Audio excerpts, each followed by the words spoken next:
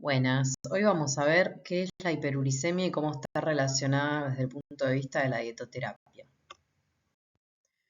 Bueno, la hiperuricemia, como dice su nombre, es el aumento del ácido úrico en plasma por arriba de los 7 miligramos por decilitro y eso trae como consecuencia que ese ácido úrico excesivo tiende a precipitar en distintos lugares del cuerpo, en distintas articulaciones específicamente, y eso puede llevar a la liberación de citoquinas proinflamatorias que generen dolor, enrojecimiento, edema de la zona. Es un dolor muy característico, bastante molesto, refieren los pacientes. Y los lugares en donde se suelen alojar estos cristales de urato monosódico son, por ejemplo, la articulación metatarso-falángica primera, es decir, la del dedo gordo del pie. También se puede alojar en el codo, en el hélix de la oreja, entre otros lugares del cuerpo, y más que nada se puede producir por una disminución en la excreción de ácido úrico por orina, que esa es como la causa fundamental, o por una sobreproducción endógena de purinas y que esas purinas desemboquen en un aumento del ácido úrico. Tenemos que tener en cuenta que, en nuestro país, según la Sociedad Argentina de Reumatología, es más frecuente a partir de los 65 años y tiene mucha más prevalencia en personas aún mayores de 85 años.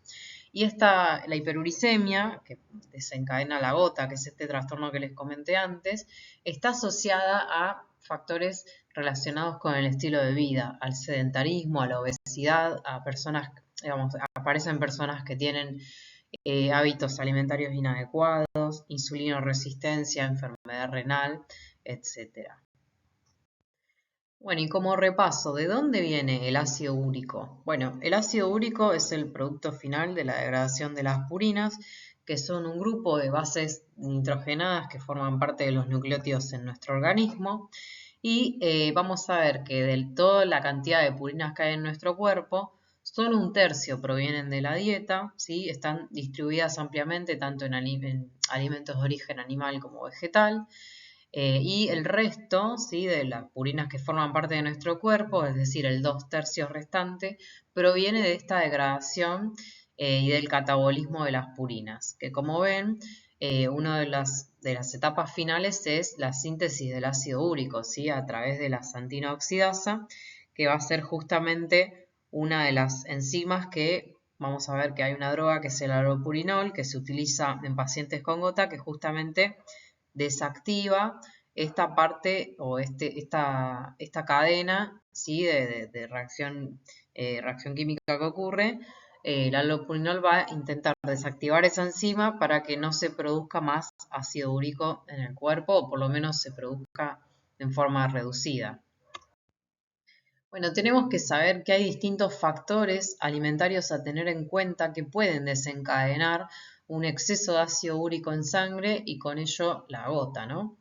Dijimos anteriormente que estaba relacionada la presencia de hiperuricemia y gota a malos hábitos alimentarios o inadecuados, al exceso de peso, tanto sea por sobrepeso o obesidad, y vamos a ver que sobre todo la acumulación de grasa a nivel abdominal es un factor de riesgo para desencadenar hiperuricemia y gota.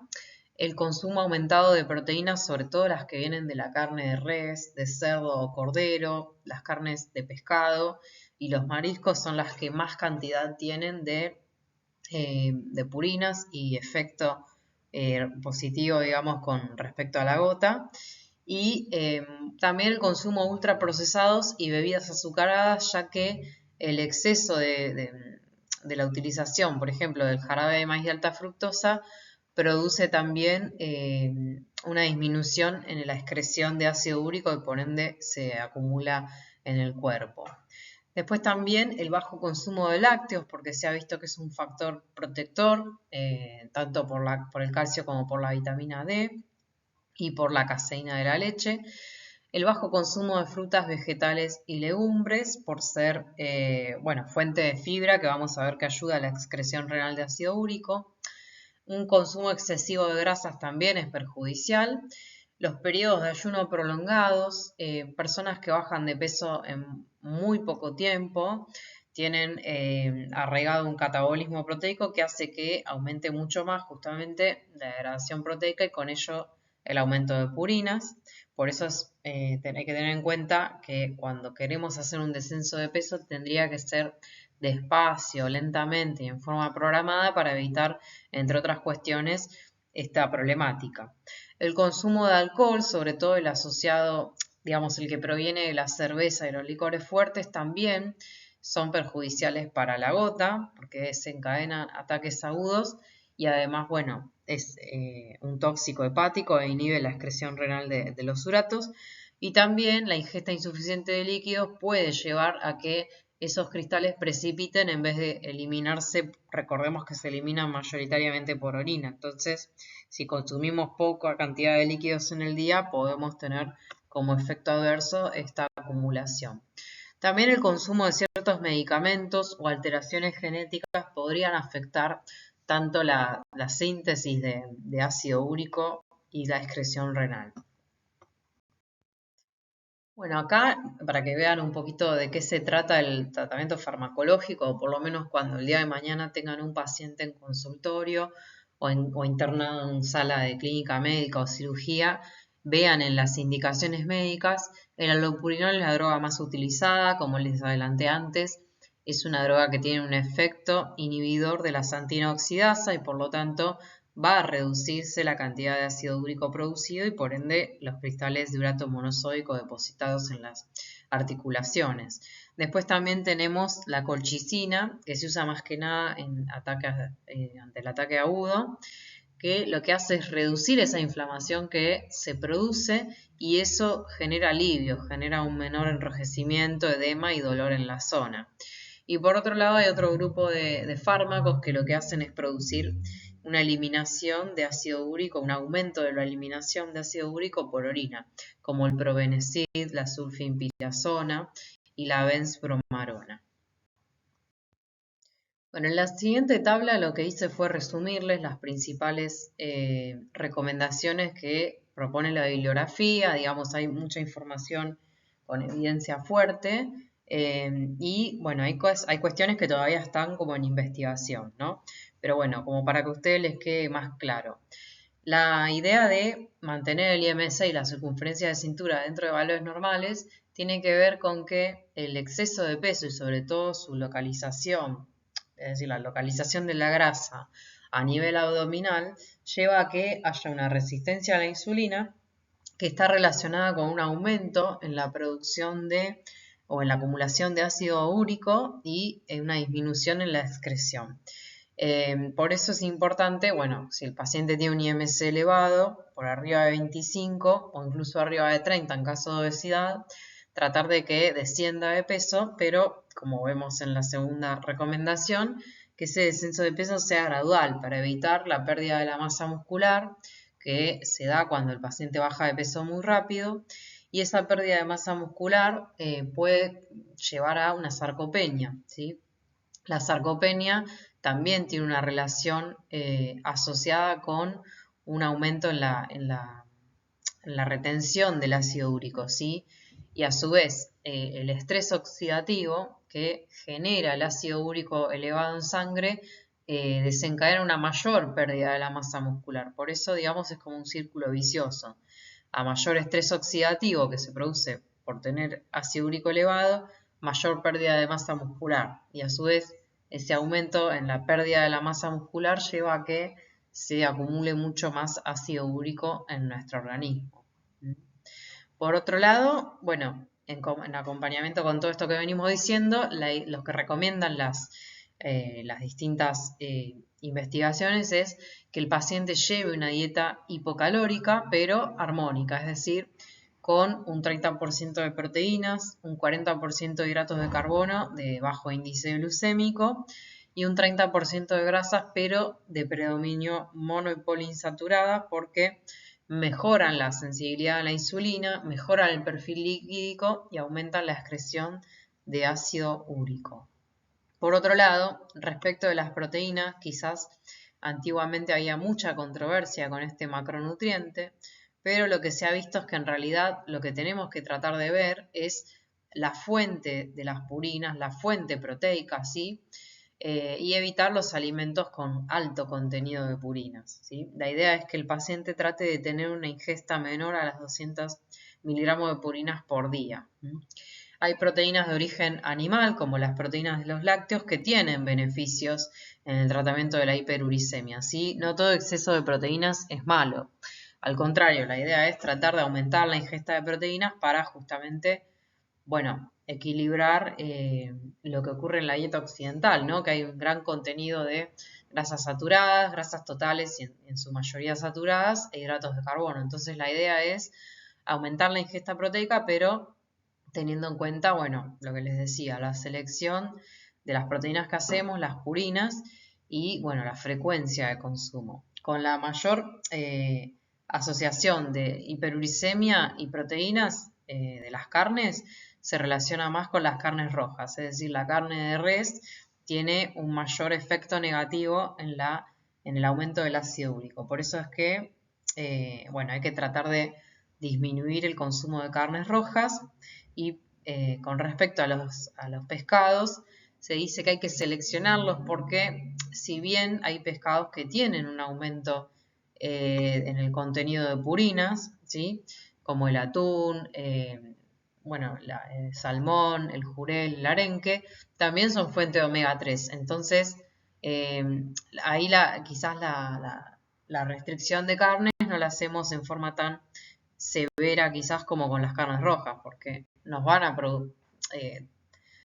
traer también beneficios desde el punto de vista nutricional. Respecto de los medios húmedos de cocción, se han visto en distintas investigaciones, se comparó que, por ejemplo, una porción de carne previamente remojada y cocida a través de un medio húmedo de cocción, como puede ser el hervor, al vapor y demás, redujo su contenido de purinas mucho más drásticamente que aquellas carnes sometidas a cocción como al horno o a la parrilla, es decir, a través de medio seco. Con esto llegamos a la conclusión de que el usar agua, digamos, para la cocción o un medio húmedo, solubiliza las purinas, es decir, hace que se reduzca su contenido en los alimentos. Entonces, esta podría ser una buena recomendación para los pacientes. Por otro lado, el consumo de alcohol, habría que tratar de que el paciente, si consume alcohol, trate de reducir la cantidad y sobre todo haga hincapié en que la cerveza y los licores fuertes, el whisky, tienen una alta asociación con la incidencia de hiperuricemia. Entonces, estas bebidas, evitarlas, moderar el consumo, ¿sí? El alcohol lo que hace es interferir en la excreción renal de ácido úrico y además tiene un efecto de que aumenta la producción de purinas. Sobre todo, repito, para la cerveza y los licores fuertes. Para el vino no habría asociación. Respecto del jarabe de maíz de alta fructosa, la idea es que se trate de consumir en forma natural la fructosa, ¿sí? Es decir, no usar bebidas azucaradas, bueno, golosinas, un exceso de mermeladas, de dulces, de jugos, galletitas, todos productos que tengan jarabe de maíz de alta fructosa, que bueno, sabemos que es un edulcorante que se utiliza muchísimo en la industria por tener un poder endulzante superior a la sacarosa y además por ser mucho más económico. ¿Por qué hay que limitar el uso de jarabe de maíz de alta fructosa? Porque genera aumento en los niveles de ácido úrico, ¿sí? Hace que haya una depresión intracelular de fosfatos y salgan hacia lo que es la sangre y aumenten los niveles de ácido úrico. Por otro lado, hay un aumento en la relación entre las bebidas y los productos que tienen jarabe de maíz de alta fructosa con obesidad, insulinoresistencia y diabetes. Y en el caso de los lácteos descremados, se recomiendan 2 porciones por día, que podrían ser 2 vasos de leche o 2 porciones de queso fresco, ya que tanto la caseína y la lactoalbúmina formando parte de las proteínas de la leche, tienen un efecto úrico-súrico, ¿sí? Y además también lo que se está investigando es que la vitamina D y calcio podrían tener un poder úrico-súrico, es decir, de aumento de eliminación del ácido úrico por orina. Bueno, en cuanto al consumo de frutas, vegetales, frutas secas y legumbres, como son alimentos fuente de fibra, la recomendación consiste en aumentar el consumo, ¿sí? Ya que la fibra tendría un efecto positivo en unirse al ácido úrico y facilitar su excreción, ¿sí? Esto tiene que ver con la excreción fecal del ácido úrico. Por otro lado, los folatos y la vitamina C presentes en estos alimentos tendrían un efecto estimulador de la eliminación de ácido úrico por orina. Respecto del jugo de cereza, hay antecedentes de que sus antocianinas y compuestos fenólicos podrían ayudar a disminuir el estrés oxidativo y con ello evitar esa sobreproducción de ácido úrico. En cuanto al consumo de café, se comparó con otro tipo de infusiones y se ha visto que el café tiene un componente que es el ácido clorogénico, que también, bueno, es un fenol que tiene poder antioxidante y podría ayudar también a evitar la inflamación y el dolor que tienen este tipo de pacientes. Por otro lado, respecto de la suplementación hay mucha evidencia con la suplementación de distintos micronutrientes, pero con respecto a la vitamina C, hay una fuerte recomendación de que se pueda utilizar suplementos de 500 miligramos día, no cantidades mayores porque el exceso, la sobredosis de vitamina C en dosis farmacológicas superiores a esta cantidad podrían llevar a la presencia de cálculos renales, ¿sí? Entonces, la idea es que se suplemente vitamina C por ser un gran antioxidante, por competir con el ácido úrico a nivel de la reabsorción renal, ¿sí? En los túbulos renales. ¿Y qué quiere decir esto? Que el ácido úrico se eliminaría y por el contrario la vitamina C se absorbería mejor en reemplazo de este. Respecto de la hidratación, siempre entre 1 y 1,5 litros por día mínimo. Si proviene a través del agua mejor, pero bueno, la importancia de que el paciente se hidrate no con alcohol ni con bebidas que tengan jarabe de maíz de alta fructosa, pero que trate de hidratarse porque se reduce la formación de cristales, y la realización de ejercicio físico podría ayudarnos con el descenso paulatino de peso, tendría también un efecto antiinflamatorio y reduciría los niveles de ácido úrico. Hay distintas tablas de composición química sobre alimentos ricos en purinas. Esta es una que trae un libro que es Nutrición y Riñón de Riela Martins, pero pueden encontrar tablas en distintas bibliografías. Lo que en el libro de Torresani también hay una tabla, pero lo que vemos en general que los alimentos, yo les decía, están distribuidos a nivel de digamos, origen animal y vegetal, los alimentos que tienen purinas, pero como vemos muchos de ellos son nutritivos, ¿sí? Quizás con esto que les quiero decir, que tenemos que tener en cuenta toda la multiplicidad de factores que pueden desencadenar en la hiperuricemia y la gota. Como vemos también, más allá de que hay alimentos nutritivos que contienen purinas, también hay otros que en exceso no son tan benéficos para nuestro organismo, como por ejemplo las vísceras, los fiambres y embutidos, el paté, bueno, la cerveza, los caldos concentrados. Hemos visto en la clase anterior que tienen muchísimo contenido de sodio, entonces, bueno, tener en cuenta esto. Pero como vemos, también está el grupo de los pescados, que muchos de ellos son pescados grasos, que tienen también omega 3. Entonces, bueno, en este quizás puntualmente con los pescados tratar de no eliminarlos por completo, pero que se consuman con cierta frecuencia semanal, no todos los días y no grandes cantidades. Por ahí se puede elegir una porción por día de carnes. Y respecto de la tabla, digamos, el sector izquierdo, como vemos, las legumbres, los cereales integrales y ciertos vegetales como las coles también tienen un alto contenido de purinas. Esta pirámide lo que muestra es el riesgo asociado de cada uno de los factores con respecto a la prevalencia de hiperuricemia aguda. Como vemos, hay factores de riesgo que están aumentados, como los que están en rojo, que tienen que ver con, por ejemplo, el consumo de carnes rojas, manteca, los dulces y, bueno, los pescados. Estos tienen un alto contenido de purinas, como vimos recién, y entonces la idea es bueno, como ven, están en la cima de la pirámide, ¿sí? Porque tendríamos que consumirlos en menor cantidad. Por otro lado, tenemos factores que están resaltados en color verde, que son los que tienen mayor efecto positivo para reducir la hiperuricemia y la gota, que son las frutas, sobre todo las cerezas, ¿sí? En tratar de que sean 2 a 3 porciones. Bueno, puede ser a través de jugo de cerezas o una compotera de cerezas como postre o como merienda. Y después tenemos factores que son neutrales, es decir, todos los que están en negro tienen un efecto neutro para lo que es hiperuricemia y gota.